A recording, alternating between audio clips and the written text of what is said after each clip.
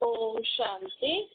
मीठे मीठे शिव बाबा ब्रह्मा के तन द्वारा कहते हैं, मीठे मीठे बच्चे बाबा जी।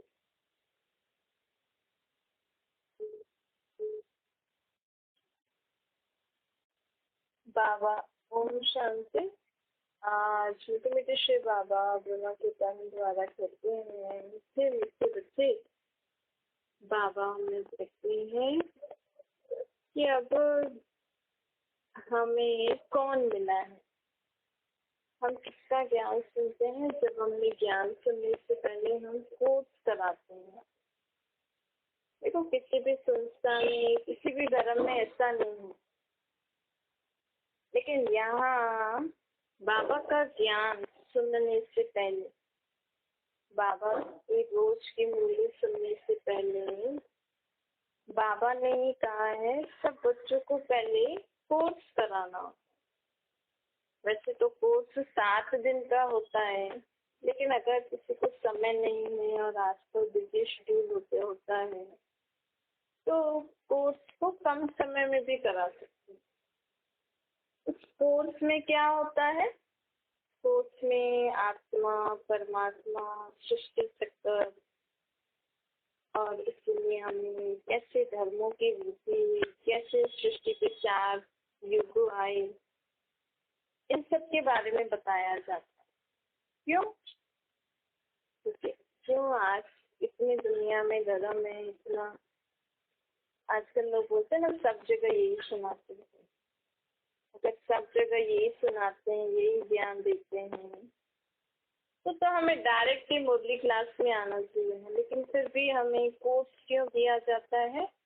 क्योंकि ये ज्ञान जो हम सुनते हैं ना, ये मनुष्यों का ज्ञान नहीं है। दुनिया में आप कोई भी संस्था है, कोई भी धर्म है, आजकल बहुत सारी संस्थाएं भी खुल गई हैं जिनको बाबा कहते हैं छोटे छोटे मत पंथ। मतलब छोटे छोटे लोगों ने अपना अपना ग्रुप बना के अपना एक गुरु बना दिया है, उनको फॉलो करते रहते। और बड़े बड़े धर्म भी हैं, लेकिन वो सब लोग किसको फॉलो करते हैं? या गीता को करेंगे, या अपने धर्म शास्त्र को करेंगे, या कोई ना कोई अपने ही विचार सागर मंथन से किसी बात का अपना ही अर्थ निकाल के अपने फॉलोअर्स को सुनाते हैं, सत्संग करते हैं, कीर्तन करते हैं, भजन करते हैं। लेकिन यहाँ ना गीता, ना भागवत, ना रामायण, ना ग्रंथ वगैरह जो होते हैं ना दुनिया में, धर्म शास्त्र या जो भी अलग अलग पुस्तकें बनाई हुई हैं, यहाँ पे वो पढ़ के नहीं सुनाते। यहाँ के जो हेड थे शुरू में, जो बाबा परमात्मा जिनके शरीर में आए, वे लोगों को तो जब तक ज्ञान नहीं सुने तब तक तो यही सोचेंगे ना कि जो बाबा के सेंटर्स में जो ब्रह्मा बाबा की फोटो लगी हुई है, लोग तो यही सोचेंगे कि ये इनका गुरु है, ये इनके हिसाब से चलते हैं। लेकिन बाबा हमसे पूछते हैं, जिनके शरीर में बाबा आए, जिनको हम ब्रह्मा बाबा कहते हैं, जो पहले राधा लेटराज के नाम से जाने जाते थे, वो भी तो मनुष्य दुनिया में ही रहते थे। उन्होंने भी गीता, भागवत, वो तो रोज ही गीता पढ़ते थे। वो तो उनके तो 12 गुरु किए हुए थे। जिनके शरीर में बाबा आए ना, उन्होंने 12 गुरु किए थे, रोज गीता पढ़ते थे। उन्होंने कभी, उनके शरीर में बाबा आके ज्ञान सुनाते थे। लेकिन अभी अगर हम सोचें कि इनके ये गुरु इनको ये सुनाते हैं, तो इन्होंने ये कहाँ से पढ़ा? आज दुनिया में अगर हम इस ज्ञान में बहुत सारी बातें हैं जो सब ग्रंथों शास्त्रों से अलग है, मैच सारी ही अलग है, पूरा ही नया ज्ञान है। लेकिन अगर हम सोचे कि देहधारी यही हम इनको सुना रहे हैं, तो ये इसी दुनिया में रहने वाले हैं ना। इनको ये कैसे पता लगा कि अब कलयुग के बाद सत्युग आने वाला है, सत्युग में महाराजा महारानी लक्ष्मी नारायण होंगे, वही बचपन में राधे कृष्ण होंगे, फिर त्रेता आएगा, द्वापर आएगा, कलयुग आएगा, ऐसे होगा। मनुष्य सृष्टि में तो किसी को भी नहीं पता।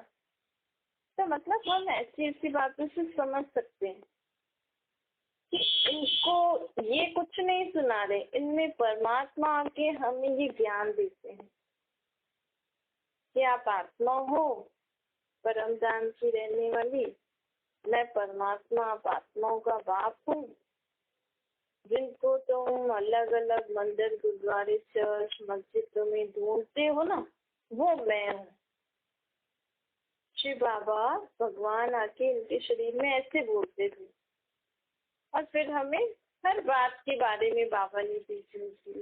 हर भक्ति में जो बातें होती है ना, जो भी शास्त्र वगैरह, ग्रंथ वगैरह, सबके सार हमें बाबा ने बताया है ज्ञान में। इसीलिए इस ज्ञान में ना पहले पहले कोर्स कराया जाता है कि उसमें आत्मा, परमात्मा, सृष्टि चक्र के बारे में बताया होता है। क्योंकि कोई भी अगर नया आके मुरली सुनेगा ना तो उसको लगेगा ये कहाँ की बातें, क्योंकि ऐसी बातें तो किसी ग्रंथ शास्त्र में लिखी ही नहीं हुई है। तो इस ज्ञान में, बाबा के ज्ञान में, तो बाबा कभी आत्मा के बारे में बताएंगे, कभी अपने बारे में, कभी सृष्टि चक्र के बारे में।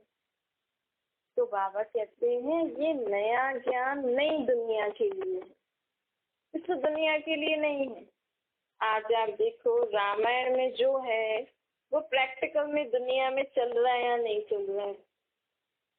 महाभारत में जो है वो प्रैक्टिकल में दुनिया में चल रहा है। जो भी बातें आपकी धर्मशास्त्र, ग्रंथ शास्त्र में लिखी है, या आपके अगर कोई गुरु, संत, सन्यासी होंगे वो आपको इसी दुनिया की बातें बताते हैं, है ना। इसी दुनिया में ही हम कैसे दुख को सुख में, सुख ऐसे समझ के जिए, कैसे दुनिया में जीना है, क्या क्या करना है, इसी दुनिया में रहने के लिए आपको शिक्षा देंगे। आज तक दुनिया में किसी धर्म वालों ने आपको आपके आगे के जन्मों के बारे में ज्ञान दिया है? क्या आपके कितने जन्म हो गए, आप इस समय दुखी क्यों हो, क्या ऐसा ज्ञान दिया है? कहीं कहीं तो लिखा है कि आप 84 लाख योनियों से होकर फिर मनुष्य योनि में आते हैं। मतलब मनुष्य योनि भी 84 लाख में इंक्लूड कर देते हैं। मतलब ये योनि हमें लास्ट मिलती है, ऐसे कहते हैं। बहुत दुख सह के हम आते हैं, लेकिन बाबा कहते हैं ऐसा तो होता नहीं है। योनियां तो इतनी सारी 84 लाख योनियां हो सकती हैं, लेकिन मनुष्य योनि तो अलग है। मनुष्य तो इंसान है, नहीं उसके पास तो मन बुद्धि संस्कार है। ऐसे तो जानवर भी सोचते हैं, वो भी अच्छे से निर्णय करते हैं, उनके भी संस्कार होते हैं। लेकिन मनुष्य तो मनुष्य ही है ना। ये सृष्टि पर जो खेल बना है ये मनुष्य के हिसाब से ही तो बना है ना, जानवरों के हिसाब से तो नहीं बना है। अगर जानवरों के हिसाब से बनता तो आज प्रेसिडेंट, प्राइम मिनिस्टर तो किसी जानवर को बिठा देते, वो चलाते दुनिया को। लेकिन आज उनको भी, उनको क्या, जानवरों को कहाँ रखना है, क्या करना है, कैसे करना है, उनको भी डायरेक्शन मनुष्य ही तो दे रहा है ना। तो भगवान ने ही मनुष्य योनि को इतना ऊंचा बनाया है, लेकिन भगवान ने सुख वाले मनुष्य, सुख वाले ऐसी दुनिया रखी थी जहाँ पे मनुष्य सुखी है और दूसरों को, जीव तो जानवरों, प्रकृति को भी सुख दे। लेकिन इस समय मनुष्य भगवान के कहे पे नहीं चल रहा। भले लोग कह रहे हैं कि हम तो बहुत अच्छे भगत हैं, भगवान को मानते हैं, लेकिन कोई भी भगवान को जानता ही नहीं। देखो उसका रिजल्ट क्या है। मतलब कैसे आप जान सकते हो कि लोग भगवान को जानते हैं या नहीं जानते? अगर कोई भगवान को जानता तो लोग इतने जगह पे भटकते। आज दुनिया में जब से ये धामों की यात्रा निकली, कितने धामों में जा रहे हैं। वही शिव का मंदिर, वही कृष्ण राधे का मंदिर उनके घर में भी बना हुआ है, फिर भी दूर दूर भाग रहे हैं। फिर भी क्या कह रहे हैं, चारों तरफ लगाए फेरे फिर भी हरदम दूर है। इतनी जगह जाने के बाद भी कोई भगवान को बुलाएगा? अगर इन केदारनाथ बद्रीनाथ में भगवान है वहां पर, तो क्या आप कभी भगवान को बुलाओ कि आओ आओ आओ? अगर आप वहां पे भगवान होता तो आप वहां जाके मिल लेते, नहीं? फिर वहां बुलाने की क्या दरकार है? तो बाबा कहते हैं कि इस दुनिया में मनुष्य न खुद को, जब मनुष्य आत्मा न खुद के बारे में जानती है न मेरे बारे में जानती, कितना ढूंढ रहे हैं। लेकिन अब बाबा हमें अपना परिचय ज्ञान द्वारा दे रहे हैं। अब आप अपने आप को जज करो। आप बहुत समय से बाबा का ज्ञान सुन रहे हो ना, उस ज्ञान द्वारा हमें भगवान का नया परिचय मिला है। इस ज्ञान का मेन उद्देश्य क्या है? बाबा के ज्ञान का स्वर्ग तो आएगा आएगा, लेकिन मेन उद्देश्य इस ज्ञान का है भगवान की यथार्थ पहचान। यहाँ पे बाबा के ज्ञान में जो बाबा ने अपना परिचय बताया है कि मैं निराकार हूँ, अशरीरीय जन्मा हूँ, सदा परमधाम निवासी हूँ। क्या आपको ये भगवान का परिचय ठीक लगता है? अगर आपको यही परिचय ठीक लगता है कि बरोबर हम तो कहते हैं भगवान को ऊपर से आओ आओ, और अब भगवान हमें खुद ही बता रहे हैं कि मैं परम धाम में रहता हूँ, तो मुझे बुलाते हो कि वहां से आओ। बाबा ने हमें परम धाम का रास्ता भी बता दिया जो साइंटिस्ट भी नहीं जानते। जो इतने बड़े बड़े लोग, जो साइंस वाले, जो इतना रॉकेट में ऊपर जा रहे हैं, उनको भी नहीं पता कि भगवान इन्हीं चांद तारों सूर्य के ऊपर, सृष्टि की दुनिया के ऊपर वो निराकारी लोक में रहते। उनको पता होता तो न्यूज में आ जाता ना कि अब वो लोग वहाँ भगवान के पास जाने की कोशिश कर रहे हैं, लेकिन उनको पता ही नहीं।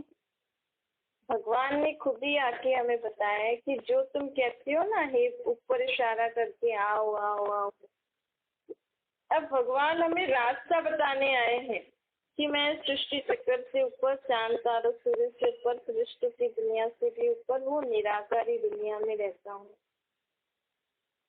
अब वहां से मैं आया हूँ। हम ये भी कहते हैं रूप बदल के आओ, कहते हैं ना, एक गीत है, रूप बदल के आओ। तो भगवान का असली रूप निराकार है। वो निराकार अभी सृष्टि पर साकार तन लोन लेकर आए हैं। साकार तन किसी का लोन लिया है। तो आप सोचो, अगर यहाँ पे जो आपको भगवान का परिचय मिला है और उनसे हमारा संबंध है कि वो हमारे बाप हैं, अगर आपको निश्चय है तो आप अभी भी जाओगे बद्रीनाथ, केदारनाथ या आसपास किसी मंदिर, गुरुद्वारे, चर्च, मस्जिद भगवान से मिलने। वो आप ही जज करो। बाबा हमें किसी बात के लिए फोर्स नहीं करते, बस बाबा हम चाहते हैं कि मेरे बच्चे अब भटके नहीं। लोग इतना खर्चा करके दूर जा रहे हैं भगवान से मिलने के लिए, लेकिन फिर भी भगवान से मिल नहीं पा रहे क्योंकि उनको परिचय नहीं है। लेकिन हमें घर बैठे बाबा ने अपना परिचय दे दिया कि अपने को आत्मा समझो, मैं निराकार परमधाम निवासी हूँ। अगर आपको ये परिचय समझ में आ गया और ये निश्चय हो गया कि यही भगवान है, तो आपकी इधर उधर भटकना बंद हो जाना चाहिए। लेकिन बाबा कहते हैं जब निश्चय हो, ऐसा नहीं कि हम फिर भक्ति भी नहीं करें और ज्ञान भी ना लें। अगर जब आपको निश्चय हो जाता है ना, तो आपका इधर उधर भटकना भी बंद हो जाता है। अगर आपको निश्चय हो गया कि जिस भगवान को मैं याद करती थी अलग अलग मूर्तियों के रूप में, अभी यहाँ पे इस ज्ञान में बाबा ने हमें यहाँ पे बल नाम है ब्रह्मा कुमार कुमारी, लेकिन इन ब्रह्मा कुमार कुमारी को ज्ञान देने वाला कौन है ये भी तो जानना चाहिए। तो ये सिर्फ ब्रह्मा कुमार कुमारियों का ज्ञान नहीं है, ये शिव बाप का ज्ञान है, ब्रह्मा द्वारा है।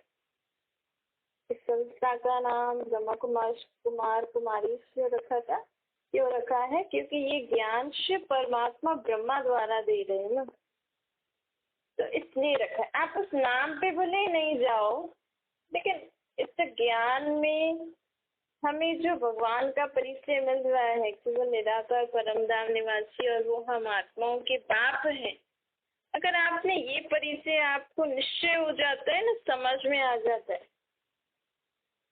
और उनका रूप निराकार है, दैहिक रूप नहीं है, तो आपका एक तो इधर उधर भटकना बंद हो जाएगा, मूर्ति पूजा बंद हो जाएगी। जो लोग इतना खर्चा कर रहे हैं ना आज गवर्नमेंट कितना खर्चा कर रही है मंदिर बनाने के लिए, भगवान के अलग अलग रूप बना के कितने सारे मंदिर बनाए हैं, लेकिन परमात्मा हमें अपनी पहचान दे रहे हैं कि मैं निराकार हूँ, मेरा देह आकार नहीं है। लोग उस मूर्ति के लिए इतना अच्छा मंदिर बना रहे हैं, फिर उस पे इतना रोज श्रृंगार भोग इतना कुछ करते हैं ना, लेकिन आप सोचिए भगवान का वो रूप है ही नहीं, वो तो निराकार है। तो बाबा इस ज्ञान द्वारा हमें खर्चे से भी बचाता है। बाबा कहते हैं मैंने तुम्हें सुकृत में इतना धन दिया था, कहाँ खत्म हुआ? उसका आंसर भी हमें बाबा ही बताते हैं। बाबा कहते क्योंकि तुम्हें अपने बारे में और मेरे बारे में पता नहीं था ना, इसीलिए तुमने मेरे पता नहीं कैसे कैसे रूप बना दिए, उसमें इतना महंगे और इतना खर्चा करके मंदिर मूर्तियां बना दी, और रोज फिर उस पे श्रृंगार अलग अलग फूल मालाएं प्रसाद चढ़ा चढ़ा के तुम्हारे पैसे सारे खत्म हो गए। आज गवर्नमेंट इतना मंदिर बना रही है, पैसे कहाँ से जा रहे हैं? आपके यहाँ से ही तो जा रहे हैं ना, जो वो टैक्स वगैरह जो भी लेते हैं, ये तो गवर्नमेंट के पास पैसा कहाँ से आएगा? तो इनडायरेक्ट वे में आप ही पैसा दे रहे हो। तो हम अगर समझ जाएं, चलो उनको पैसा तो देना ही पड़ेगा, लेकिन कम से कम हमें भटकना तो नहीं पड़ेगा ना। अब तो हमें समझ आ गई ना, परमात्मा निराकर परम धाम में रहते हैं, इतना दूर दूर मंदिर गुरुद्वारे में नहीं रहते हैं, वो परे से परे परम धाम में रहते हैं। उस परम धाम में तो हम अभी अभी यहाँ बैठे बैठे भी जा सकते हैं। कैसे जा सकते हैं?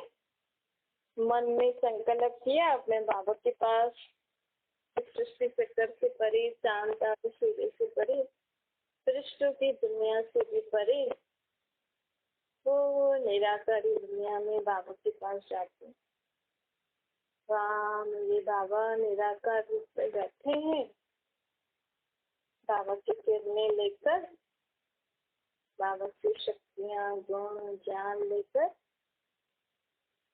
बाबा की शक्ति लेकर मन को शांत, बुद्धि को शुद्ध, संस्कारों को वासमान बनाकर वापस इस सृष्टि पर अपने शरीर में दुखती के बीच में आ गई। देखो आप इतना दूर जाते हो, वहाँ पे तो 1 सेकंड दर्शन होते हैं। आप यहाँ ही 1 सेकंड देह से दुनिया से अपना बुद्धि हटाए, एकाग्र होके मन बुद्धि से परम धाम में जाओ बाबा के पास, तो मिल लिए ना आप बाबा से। यही तो है, बाबा तो निराकार है। और अगर कभी आपको बाबा को इधर बुलाना है तो बाबा को बोलो मेरे बाबा आ जाओ, अपने को आत्मा समझो, बाबा को निराकार रूप में याद करो, बस बाबा आ जाओ, बाबा ये बात है, इस कारण परेशान हुई, दुख है, आप मदद करो। मिल गई ना मदद, बाबा को साथी बना लो। ये छोटी सी बात करने के लिए ना, छोटी सी 1 सेकंड दर्शन मिलने के लिए लोग इतना दूर जा रहे हैं खर्चा करके, और दुख की बातों को खत्म करने के लिए, प्रार्थना करने के लिए आश रखते हैं कि आप मेरी ये प्रार्थना स्वीकार, मेरी इच्छा पूरी कर दो, मेरी प्रार्थना सुन लो, तो मैं ये करूँगी। तो आप घर बैठे ही अपने को आत्मा समझो, बाबा को याद करो और बोलो, बस खत्म बात। बाबा को अपना साथी बना के कर्म करो, हो गई ना मन्नत पूरी। इतनी सी बात क्योंकि समझ नहीं है ना। अभी इस ज्ञान द्वारा बाबा हमें क्या दे रहे हैं? समझ। अब इस बात को अगर आपको निश्चय हो गया कि यही परमात्मा निराकार है, अशरीरी, तो हम भगवान को अलग अलग रूपों में पूजेंगे। खर्चा कम हो जाएगा ना, खर्चा कम हो जाएगा, समय खत्म बच जाएगा, और एनर्जी कितनी जाती है। और लोग भक्ति करते करते, पूजा पाठ करते करते थक भी जाते हैं, फिर फ्रस्ट्रेट होते हैं। आखिर है तो आत्मा एक ही ना। अब सोच रहे हैं लोग सुबह को भी हम इतना पाठ भी करें, पूजा भी करें, उनको स्नान कराएं, मालाएं आदि पहनाएं, फिर घर का काम करें, फिर इधर उधर अगर जाना जॉब वगैरह है तो वहाँ करें, तो थक जाता है और मनुष्य फ्रस्ट्रेट हो जाता है। तो फिर कहते हैं मैंने आपकी इतनी अच्छी भक्ति करी, आपने मेरी मदद क्यों करी? बाबा कहते वो तो आप गुड्डे गुड़ियों का खेल खेल रहे हो, मेरी ऐसी थोड़ी मूर्ति है जो आप उनको श्रृंगार दे सको। मैं तो निराकार हूँ, अपने को आत्मा समझो, मुझे निराकार रूप में याद करो, जो शक्ति चाहिए लो। आप फालतू में इतना खर्चा करके बंदरों जैसी मूर्ति बना के उनको श्रृंगार रहे हो, कर रहे हो। हनुमान ऐसा कोई देवता ना होता है, ना मेरी भगवान की कोई सूरत है बंदरों जैसी। वो तो शक्ति का प्रतीक है, जैसे बंदर। अच्छा, देखो महावीर बंदर जैसी सूरत क्यों दी है? बंदर बंदर महावीर होता है ना, कहाँ भी कूद कूद के चला जाएगा, अपना काम करके आ जाएगा, होता है ना बंदरों में। तो ऐसे बाबा कहते हैं आप ऐसे विशेषता धारण करो ना, कैसे भी परिस्थिति हो मुझे पार करके अपना काम करना है बस। तो ये हमें बाबा समझ दे रहे हैं।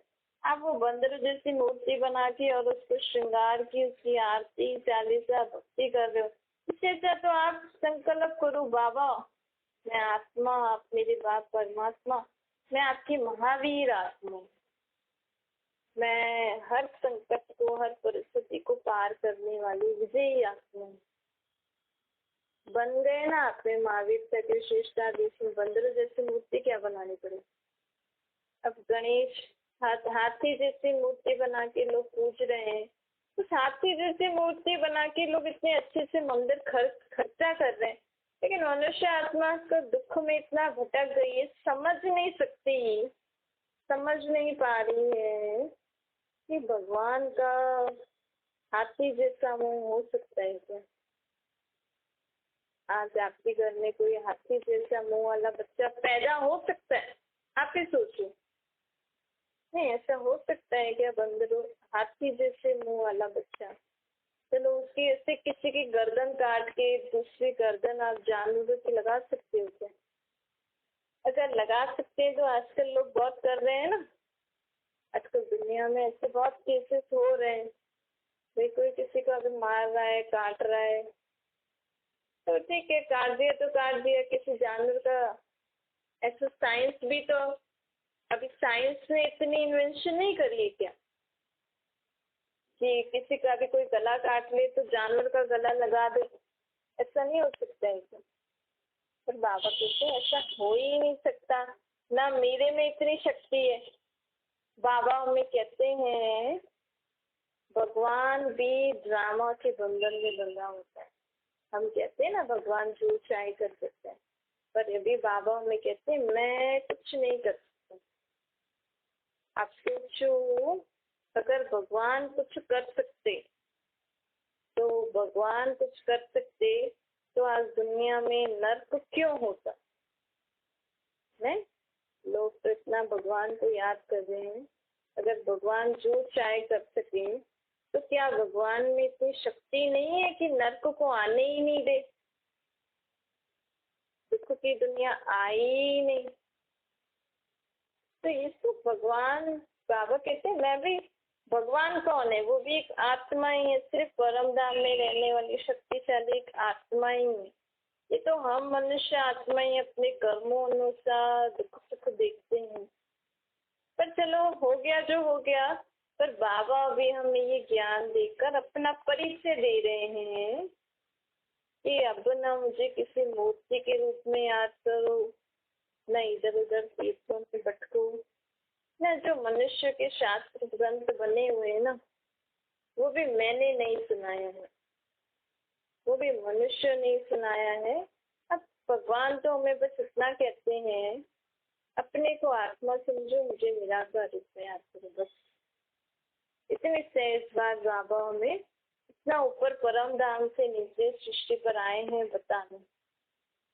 और भी कई कई बातें इसके अलावा और भी बाबा बताते हैं, लेकिन मेन मुख्य बात यही है, अपने को आत्मा समझो, परमात्मा को निराकार रूप में याद करो। अच्छा, मीठे मीठे के बच्चों प्रति माता पिता बाप दादा का याद प्यार और गुड मॉर्निंग। रूहानी बाप जी, हम सभी रूहानी बच्चों को नमस्ते। हमारी भी रूहानी माता पिता बाप दादा को याद प्यार गुड मॉर्निंग और नमस्ते। वरदान है रूहानी संपत्ति द्वारा सर्व को संतुष्ट करने वाले सदा संपत्तिवान बनो। बाबा कहते हैं आज विश्व में संपत्ति वाले तो बहुत हैं, पैसा तो है सबके पास, नहीं? आज घर में हर एक को क्या चाहिए? मन। आज लोग पढ़ाई लिखाई भी क्यों करते हैं? माँ बाप या उनके संबंधी क्या बोलते हैं? अच्छा पढ़ोगे लिखोगे, अच्छी जॉब लगेगी, अच्छी अर्निंग करोगे, अच्छा जीवन जियोगे, यही सब चाहते हैं ना। देखो आज यही हर घर में हर एक को यही चाहिए, पैसा। लेकिन ये नहीं देखते हैं भाई पैसा कमाने में लोग इतने व्यस्त हो जाते हैं कि एक दूसरे की फीलिंग्स को जांचते ही नहीं, एक दूसरे के लिए टाइम नहीं। अब जीवन में किसी के पास पैसा है, लेकिन घर में एक दूसरे को लोग अंडरस्टैंड नहीं कर रहे, एक दूसरे को समझ नहीं पा रहे हैं, खुशी से बैठकर खाना नहीं खा सकते, सारा दिन में आपस से मिलजुल के कुछ खेल कूद या ऐसे अच्छी एंटरटेनमेंट वाले या अच्छे पल जो हम कहते हैं फैमिली लाइफ में, वो निकाल नहीं सकते। माँ बाप, बच्चे थोड़े बड़े हो जाएंगे तो बच्चों के पास टाइम नहीं होगा, बच्चे छोटे होते तो कई बार माँ बाप के पास टाइम नहीं होता। और मेन बाबा आज हमें कह रहे हैं सिंपत्ति और संपत्ति। संपत्ति है लेकिन सिंपत्ति नहीं आता, एक दूसरे को समझने की शक्ति नहीं है, एक दूसरे को समझने के लिए लोगों को टाइम नहीं है, एक दूसरे के लिए टाइम नहीं है। आज लोगों को पैसा चाहिए, भले ही घर में लड़ाई झगड़े हों, लेकिन पैसा चाहिए हमें तो। कुछ भी कैसा भी करके सोच लेते हैं, लड़ाई झगड़ा हो जाता है, पैसा चाहिए। पैसा मिल गया, अच्छे घर में रह रहे हैं, अच्छा खा पी रहे हैं, लेकिन खुशी नहीं है, मिलजुल के नहीं रह रहे, अकेले अकेले रह रहे, संतुष्ट नहीं है, आत्मिक प्यार स्पिरिचुअल लव नहीं है, शांति नहीं है। तो मेन संपत्ति तो हमारी ये है, भले हम इतना ही कमाएं कि हम दाल रोटी खाएं, लेकिन घर में हम जितने लोग रह रहे हैं ना, वो एक दूसरे को समझ के चले, एक दूसरे को स्वभाव संस्कार को समझ के, एक दूसरे को संतुष्ट करके एक हैप्पी फैमिली लाइफ होनी चाहिए। अब पैसा थोड़ा सा ही कमाओ ना, लेकिन एक दूसरे को समझ के चलो, एक दूसरे को संतुष्ट करके चलो। स्लोगन है हर कार्य में साहस को साथी बना लो तो सफलता अवश्य मिलेगी। साहस मतलब करेज कि हाँ मुझे ये करना है, तो हर कार्य में हमें ऐसे साहस होना चाहिए अपने अंदर, तो हमारे जीवन में सफलता हमें जरूर मिलेगी। अच्छा, ओम शांति। बाबा को